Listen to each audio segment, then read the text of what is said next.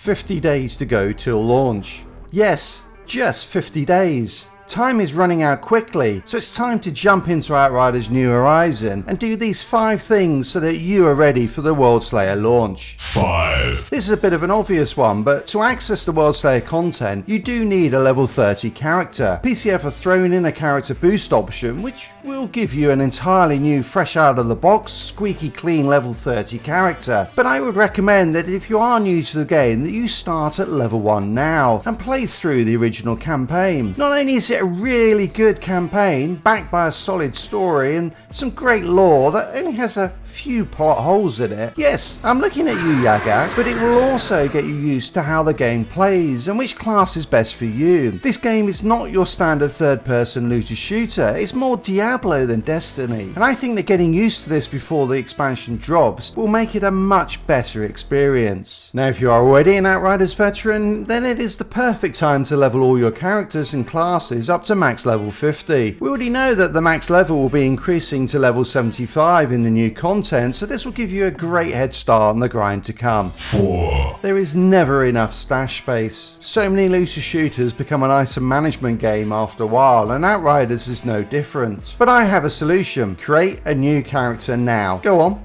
I'll wait. Now run this character through the prologue until you get to Rift Town. Once there, you can access your stash and store up to 120 items in your backpack, which is 20 more than the standard stash gives you. And if one is not enough, then just roll another. Go on. It doesn't take long to set this up, and with up to 6 characters allowed, you have the space to do so and still have a max level of each class. 3. There are 3 resources in the game that you should be trying to max out as much as possible. Drop pods and titanium are used to upgrade legendary and epic items, while drop pods and scrap are used to buy items from the various vendors. Upgrading items as you move up apocalypse tiers becomes quite essential as the difficulty ramps up, particularly if you have that god roll item you want to keep using. With the new apocalypse gear having 3 mods, getting the perfect roll of mods and stats is going to be that little bit tougher, so I really think having the resources to level up gear will be even more important than it is now. Scrap is used to buy blue and green items from vendors and is often the best way to get the perfectly rolled epic item to complete your build. Drop pods can be obtained by completing expeditions or buying them from Tiago. Titanium can be acquired by dismantling legendary or epic items, or by buying it from Bailey in the Outriders camp for scrap.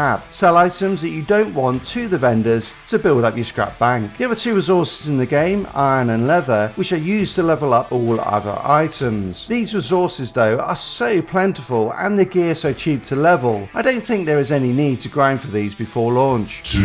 Having a strong build going into Worldslayer is going to make getting to the end game quickly much easier, albeit I would recommend that you take your time and enjoy the story. With the new pack skill trees having been revealed pre-launch, it is possible to get a good idea of which builds will perform well in the new content, and indeed I've even put out a few videos on this subject which I'll link in the description below. So if you're short of a piece of gear or 2, now's a great time to be grinding for it. By the way, if you are trying to find that perfect epic piece, try the Horus Hunt in the Dunes. It is a really quick way to grind for gear and titanium. Run in, kill Horus and the Behemoth, and let the ads take you down. You will spawn in the same area, and you can just rinse and repeat. 1. With new legendary gear and skill trees coming, we will potentially see more build variety in the game, and more build variety means more mods will become viable. Completing your collection of the 238 mods in the base game will ensure that you have all of the mods that you need to make the new meta build. Probably the easiest way to get all tier 3 mods is to buy legendary items from Tiago and then reset his inventory. For tier 1 and tier 2 mods, farming Horus is probably your best bet. Now if you are looking for the perfect build to start Worldslayer, check out this video here. Till next time,